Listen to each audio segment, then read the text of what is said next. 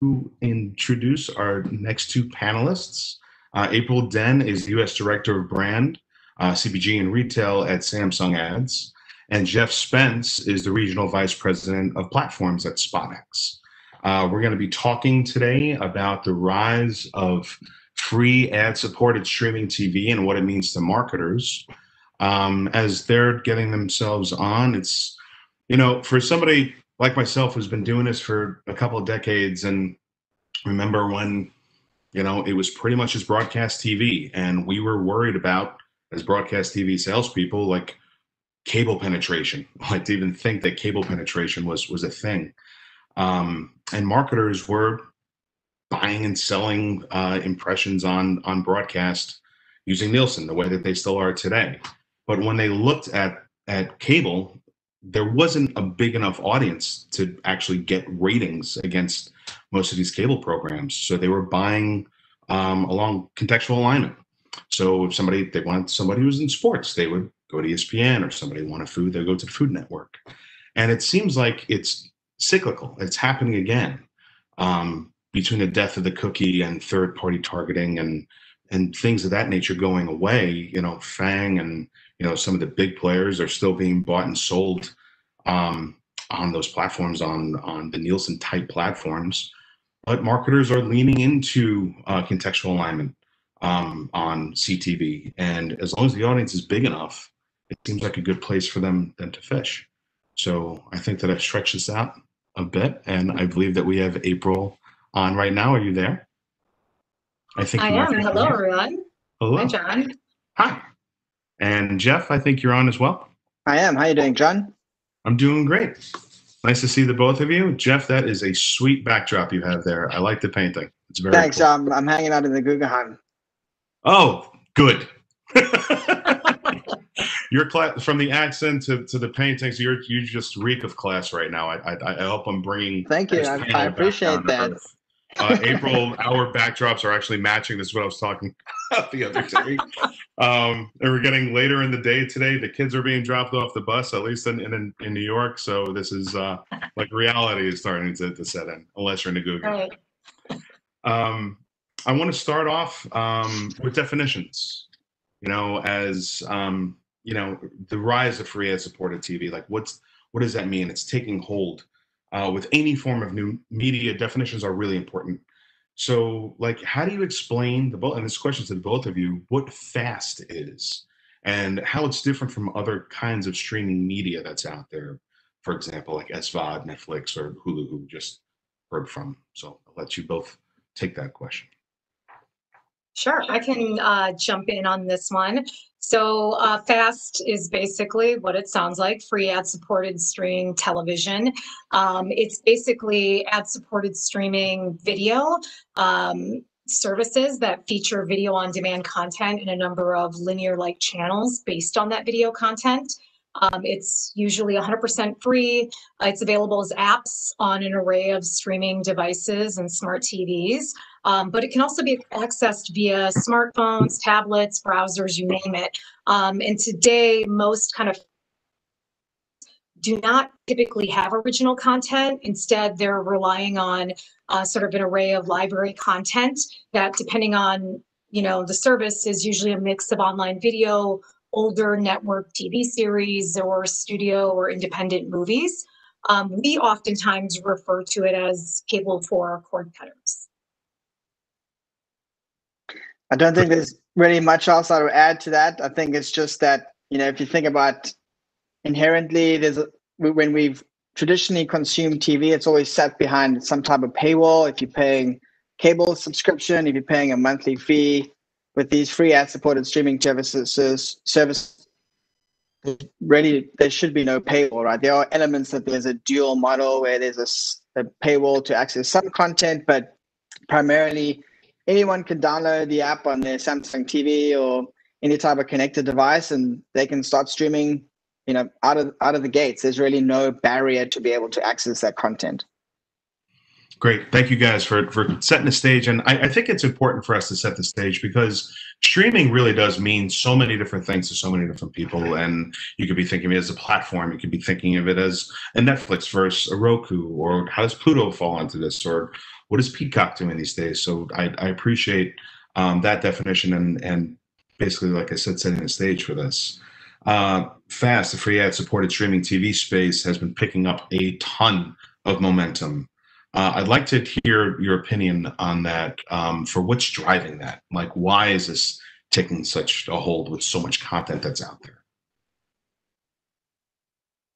I could take that one. I think there's obviously a variety of different factors. Probably, you've heard the old saying, content is king, right? I think that what you've seen with the FAST ecosystem is that there's a lot more content that's moved into that. And I think it's actually presented the viewer with a real alternative to what was traditional pay TV.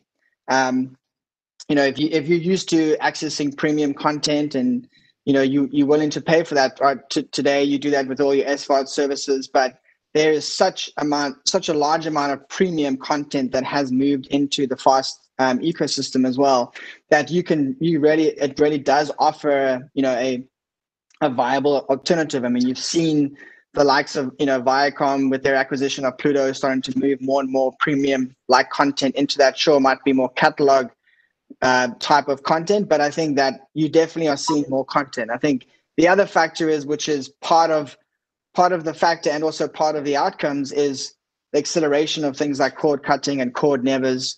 There's such a large chunk of the viewership now that is never going to access pay TV, and that's just a large percentage of where they spend their time and consuming their content is across these FAST services. And probably the last one that I would touch on is just the experience itself for the user and the viewer.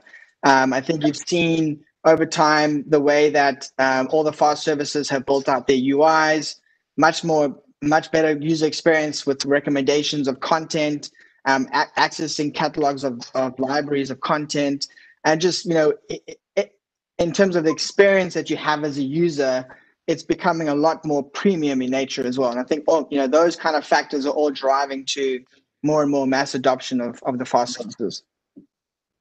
Yeah, I would say I pretty much would just reiterate what Jeff said. I mean, I think the momentum of streaming is driven by sort of this increased fragmentation of just endless choices of high quality programming.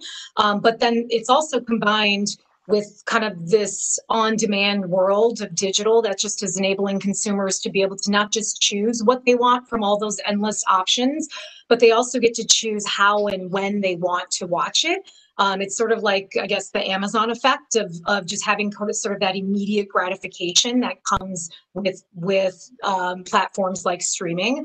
And I think in particular for mediums like FAST, consumers are only willing to pay for so many subscriptions.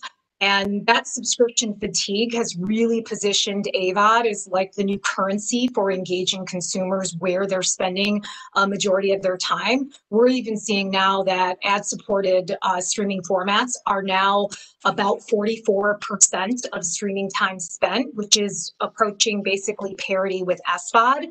And, no surprise across every platform, linear, SVOD, AVOD, when COVID was just starting, you saw a surge in activity across all formats for different reasons, right? It was news, world news that was driving a large portion of increase in linear time spent. But then, us going into sort of working from home then increased all of the streaming services. What's really interesting is as that spike hit and then people started to settle into sort of the new COVID reality, you actually see, no surprise, a little bit of that spike start to turn downward as things start to stabilize. Yeah. But AVOD was the one area that was driving a significant portion of continued growth, both, going into COVID and after COVID, because users started to become much more comfortable with these formats. And now you'll start to see sort of this residual impact, in particular in this area. Yeah, that's interesting that you talked about like fatigue when it comes to like what people will pay for, right?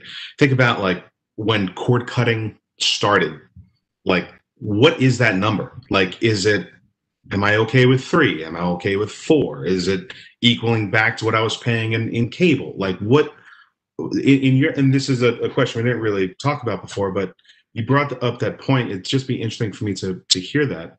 Like, what is that threshold that you think right now, or personally? So, I mean, I guess I have my own personal opinion on what I'm willing to pay for, and COVID has only made me more willing to pay for more, candidly, more than ever, because I'm just spending so much more time with myself, trying to, find new things to do and engage with. But I think a lot of the data out there supports that consumers typically start to fall off between 3 to 5 subscriptions.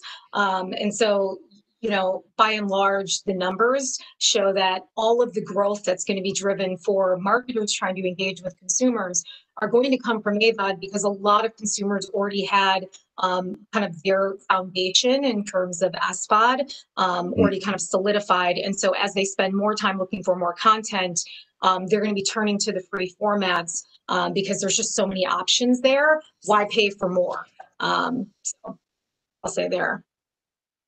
Yeah, I wouldn't be able to cite the study offhand, but I did see recently somewhere that around a $30 purse is what the typical household in the US is willing to part for SVOD services. I'm way over that. Same. I'm such a consumer of content. I love how disparate it still is. Between Disney and Peacock. Well, Peacock is there was free options for it, but if there's a specific program, it's going to drive me to subscribe, and then I'll eventually get hooked on other programs outside of that one that I signed up for. So that's interesting. And my wife is complaining to me that our bills keep on going up, and we have all these movies that we're not watching, and I don't care. We're gonna keep buying. April, this one is for you, for Samsung. Manufacturers and device makers seem to really embrace free streaming. Samsung was a first mover in the space, launching TV Plus, actually one that I have. Others have followed. What have you seen in terms of usage on your devices? Yeah, so certainly going into this year, we just launched TV Plus like a year or so ago in sort of a much more kind of consumer facing way. And it quickly became the #2 most used AVOD service on our TV sets, ahead of some of the big players that you can imagine are accessible on your smart TV. So it's quickly become one of our #1 strategic priorities, is just to continue to own more and more of that streaming time spent from consumers. So for us, it's a very important part of kind of our future proofing strategy. What we've seen is that 90% of, well, I'll say half of the people that are using TV Plus are full out cord cutters, meaning they're not accessing any linear content whatsoever. So it truly is for us our iteration of cable for cord cutters. But 90% of consumers that are using TV Plus also aren't using any other OTT device to stream. And that's a really interesting phenomenon, because we used to make our dumb TVs smart by plugging in a device, and that became the primary way we'd access streaming content. And in today's day and age, and it is why a lot of the device players are trying to get into sort of the OEM game and the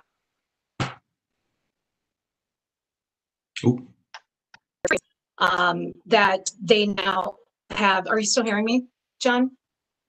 Yeah, you said at the OEM game, and I lost a couple of keywords in between. Sorry. Now. We must be the lovely WebEx connection. I would just say that, like, for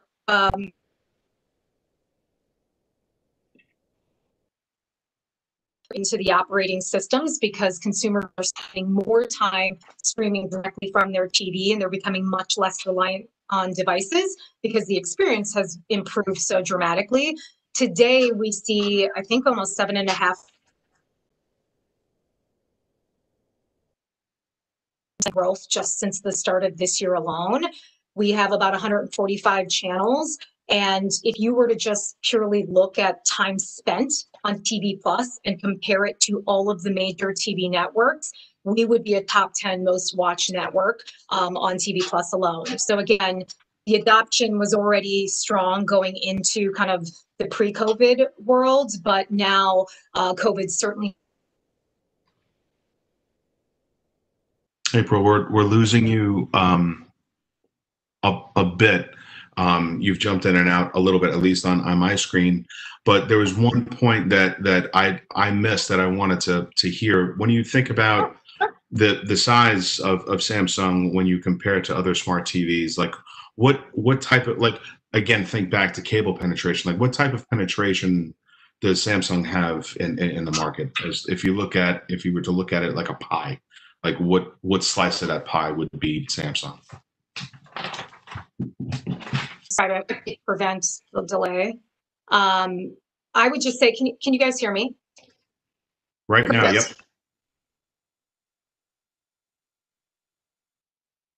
For us, we've been the #1 smart TV manufacturer for the last 13 years straight. So we have about 40% market share of the smart TV. Okay. And leveraging our platform, the data that we're collecting from smart TVs represents 60% of all available TV data in market. So tremendous amount of scale that we really stay focused on kind of continuing that growth trajectory. Great. We got that number. Thank you very much for that. It did cut in and out a bit, but I think it's gotten better with the camera off. You gotta love technology, and we're just doing it live anyway. So this is the joys of a live broadcast. But Right. like to have that 60% or that 60% piece of the pie is fantastic, and congratulations to Samsung for being a first to market and continuing to see that growth. And obviously you're a huge partner of ours at Jukin Media. I like the experience with Samsung as you maybe watch something on the TV Plus channel and you're scrolling for your other apps, that will continue to play as you're watching or looking for something else to watch. And I think that's really cool. And obviously SpotX is getting metrics on that, and we're able to sell into that and do all those wonderful things. Jeff, there's been, and this is for you specifically, April. So I'm sorry, you specifically, Jeff. There's been a lot of M&A in the space, right? Pluto and Viacom combining, Comcast purchasing Zumo, Fox, and Tubi. How has M&A impacted the advertising market from SpotX's perspective? Yeah, I mean, it's a very, very relevant point. I mean, it feels like the last 2 years has just been a matter of time until one of the major fast services was going to be acquired. I think the signal that it sent to the market is, the fact that major media companies are now looking to include these fast services as part of essentially their mix of inventory that can make available to big advertisers. Really just signals to the market just how big the fast ecosystem has become and what an important player it is moving forward. I think part of that has allowed now these major media companies to expand their offering. Obviously a lot of them had very big traditional linear businesses, and as kind of the pay TV households have decreased over time, what they need to do is be able to present to buyers, hey, we can reach a mass audience. We can reach, all the data points that you want to be able to target, and all the viewers and the consumers that you want to reach. And there was a big chunk missing of that. That is obviously what that fast ecosystem has come in to be able to take up. So now I think when they present at upfronts, you saw Viacom do this, you saw Fox do this with Tubi. These fast services are very much part of the offering that they're presenting to market, to say, hey, look, we have all these core elements of our business. I'm sure you've got all the major media companies bringing their direct-to-consumer apps and leading with those.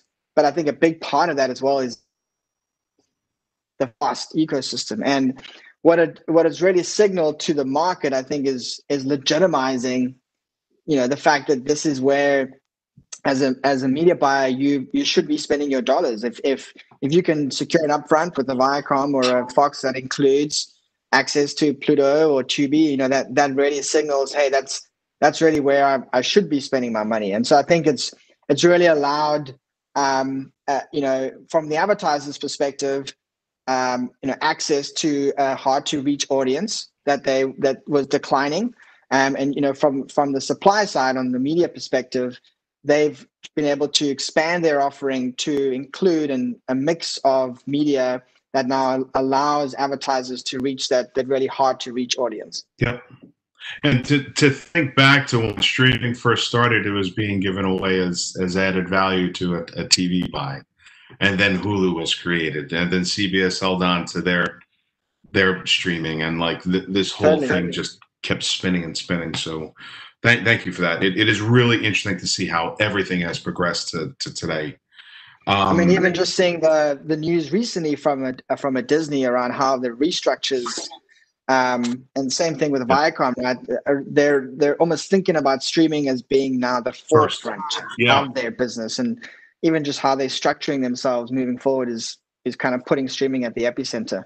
Yeah, leadership is changing hands at these big companies. They're leaning, and to one point of it, it's future facing. It's future forward, right? We're putting this step, and we're hoping that post COVID, when things go back to normal, we could continue this trend. And people are creatures of habit. So I'm guessing that these habits that we're forming right now should stick as we hopefully go back to somewhat of a normal world. Yeah. April, if we have you back, say hi. I'm here. Hello. Good. What categories of business? This is a question.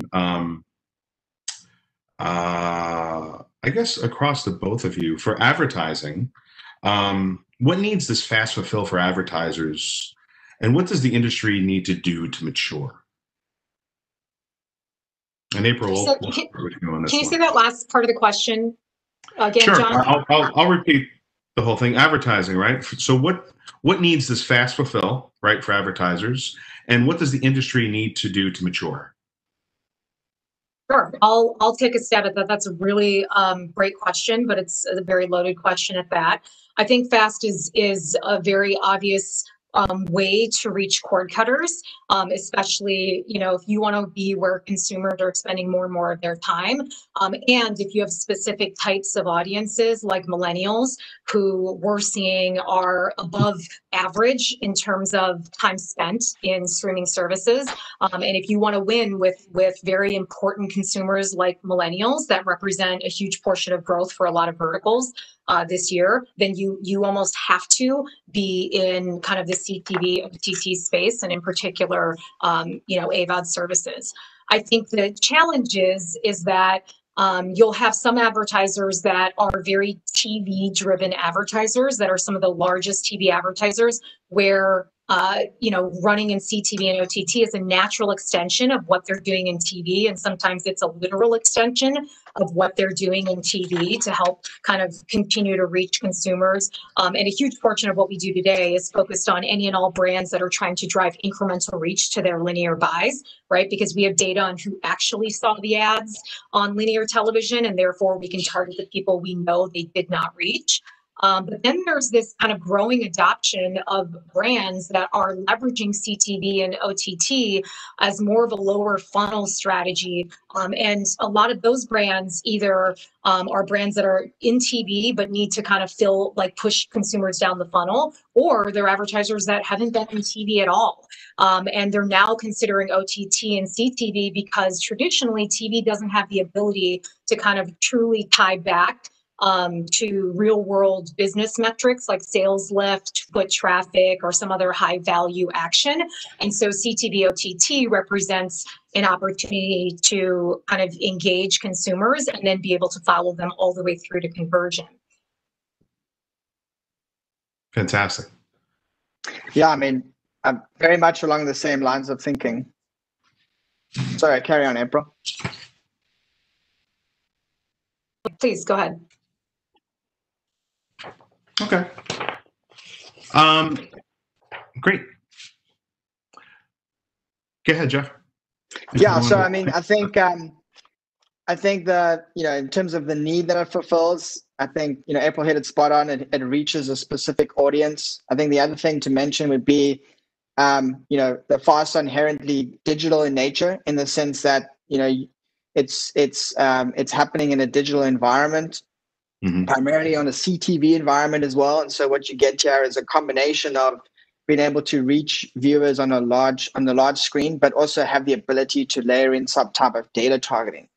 Which is definitely more important when you start to think about addressable and the ability to actually, reach a user and a reviewer with a specific message. I think that something interesting to think about how the fast system or fast ecosystem will mature over time. I think the key things that we talk about within OTT, just in general, right, is the idea of frequency capping and ensuring a much better user experience. Obviously measurement as well. How do you take, the traditional linear business of GRPs that are where the majority of money is being spent today, combine that with, the more impression-based buying that you see within the digital kind of OTT ecosystems.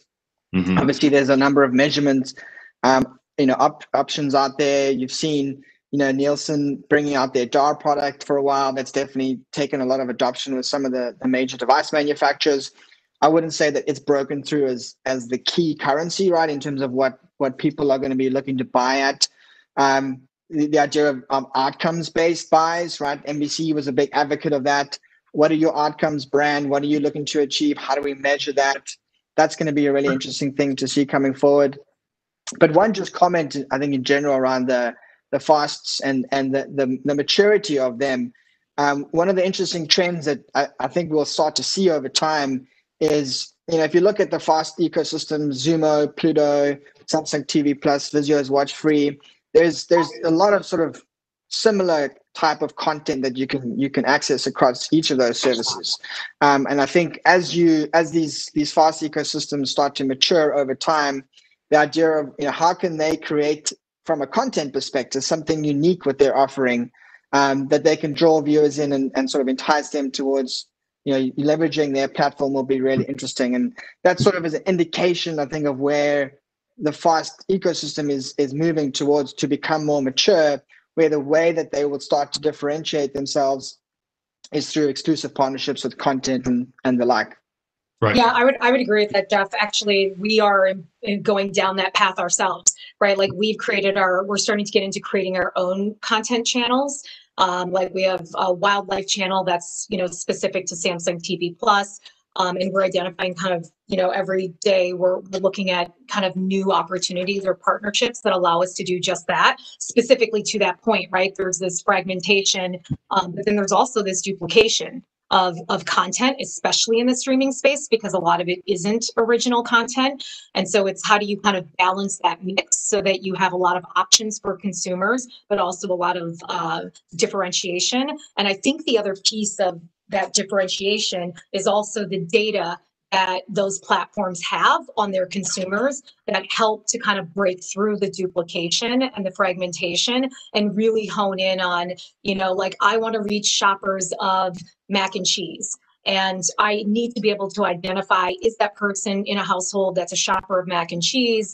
Can I see if they've seen my ad already? And am I in differentiated content? And so I think that is an opportunity, but also a big challenge for a lot of both device players as well as, content providers is how do you effectively kind of combine, achieve sort of the outcomes in both a tangible way, but also an efficient way for a lot of these brands that, have high expectations, but want it to still be super efficient media. Yeah, you touched on something that was actually part of my next question around which advertisers are leaning in the most to OTT and CTV, and which metrics are they leveraging, and also, is it okay not to be so data heavy? Is it okay not to show conversion and to want to get the right eyeballs? And as long as that audience is big enough, let's actually align instead of having so much data we've gotten so used to having at our fingertips. Sometimes drive up the frequency and make it a less enjoyable experience for the user. I'm sorry, for the consumer. So are there types of categories of business that they're leaning in more? I would say from my perspective, and obviously I'm a little bit biased because I oversee CPG and retail. So for me, You're doing great. I'll speak from the lens of CPG and retail. So what's really interesting is CPG, although they are the largest spenders in TV and have been that way since the 1950s, they are also some of the most data-driven advertisers. Right? Like TV is a workhorse for them because they have rates grandfathered in from the 1950s. And so it's like pennies on the dollar, and TV will always serve a very important purpose for those brands. But they know that their consumers are shifting. So you'll see that a lot of CTV, or at least in the minds of retailers or CPG brands that are looking to justify the higher costs of premium streaming media, is through sort of a data-driven approach where they are able to validate and quantify what it is that is happening when they're reaching consumers. One, to drive incremental reach to linear, certainly, but two, we're seeing many more CPG brands that are really leaning into OTT to tie it back to real-world business outcomes. But also they're reaching out to us to figure out how we can help them better understand those consumers in a way that they couldn't before. And with that, we're actually seeing a lot of these brands come to the table wanting to partner to build things together that doesn't exist. Right. Industry today. And so what's really interesting is it's not like this standard sort of cyclical ecosystem where we push out media through our content and then advertisers buy that. You're actually seeing it kind of go two ways now, where brands are coming to the table to say, hey, this doesn't exist, and we know it's a possibility. Let's try building it together. And so I think the next 12 to 18 months will be really telling for the industry, and a lot of development that we're seeing in the marketplace will be driven by not just media publishers and platforms, but also by the actual brands themselves. Yeah, and tying that into content and what users could bring to the table with content and keeping it authentic. It plays very well into that point, and we've been seeing a lot of success with that across the market, and specifically where I'm at Jukin. Like, we're seeing a lot more folks lean in to things that are not polished, and Quibi's been a topic of conversation for the last couple panels. I do think that snackable type content, or things that are not made for a full length feature or an episodic full length show, people are used to having things that are real and authentic, and that's what they're leaning into a bit more than things that are polished. And when you do things like that, and those opportunities, you could build these custom programs with advertisers in a more efficient way, and they're more effective because it's hitting a heartstring, or comedy, or drama, or something like that that's real. Jeff, I have a question for you, and I know we have to wrap soon. And if we could get through it, I'll grab one question from the audience. But addressable TV has been a buzzword for some time now. What does that mean to you at SpotX, and how close are we to having fully addressable television? Sure. I think that by definition, the way that we at SpotX think about addressable TV is the ability to place an individualized, targeted ad to a household or a viewer, right? The idea to present them with an ad that is relevant for them specifically as a household or a viewer. I think in terms of the broader industry, inherently OTT, as we refer to it often, is addressable by nature, because it allows the ability to layer on data. And that's especially on the programmatic side, we've seen that grow pretty significantly. I think as it relates to addressable TV, I think knowing that OTT is inherently addressable, we tend to refer to that as more of the legacy side of traditional linear. That sort of encompasses making linear, over the air and set-top box inventory more addressable in nature. Mm-hmm. And there's a couple of advancements on the technology side that are facilitating that. You obviously, you sort of see this trend of more of those ecosystems opening up. I mean, today SpotX is actually serving addressable ads on some of the major MVPD set-top boxes. And so that ecosystem is moving more and more into an addressable kind of environment. What's really interesting about programmatic, especially the ecosystem that we sit in, is that as the scale of addressable TV increases, inherently you need to have the ability to layer on some type of data targeting to achieve what you're trying to achieve with addressable, and that is serving an individualized ad to each household or viewer. And to be able to do that at scale, you really need to be able to do that within a programmatic environment. And so, that's part of, the recent announcement that we had with our partnership with Project Or is another addressable product that's out there. Same with Nielsen, they have their addressable product. And I think that side of the ecosystem is really interesting, where you're starting to see the programmers themselves are actually now, which has traditionally been an option available to say the MVPDs or all the sales houses that leveraging those systems like an Effective or a VIA Media. Now those capabilities are actually going to be available to the programmers themselves to actually kind of step on that linear feed and insert it at the glass level. Obviously, Or is primarily Vizio today, but I think it's opening up more and more of that more traditional linear ecosystem to inherently what we see today in OTT, which is the ability to address a specific household or viewer. Yeah, and I think that consolidation is making this a little bit easier to actually wrangle the proverbial kittens of all the different places that the ads are running, different platforms, be it Samsung, be it Vizio, and hopefully we will work towards having a single metric system the way that we have in linear, and it seems like we are going towards that. I'd like to thank the both of you. We're actually at time. April and Jeff, thank you guys so much for taking the time and for prepping with me yesterday. There you are, April. Congratulations on fighting through technology. Samsung will be proud of you. So thank you both very much. We're going to continue now. We have just one more session left of the day. Shortly, we're going to be welcoming Michelle Beauchamp to the stage. Michelle is the Vice President of Marketing at Vero Water. We're also joined by Christine White, who's the Director of Social and Content Marketing at Ultra Beauty. These sessions will be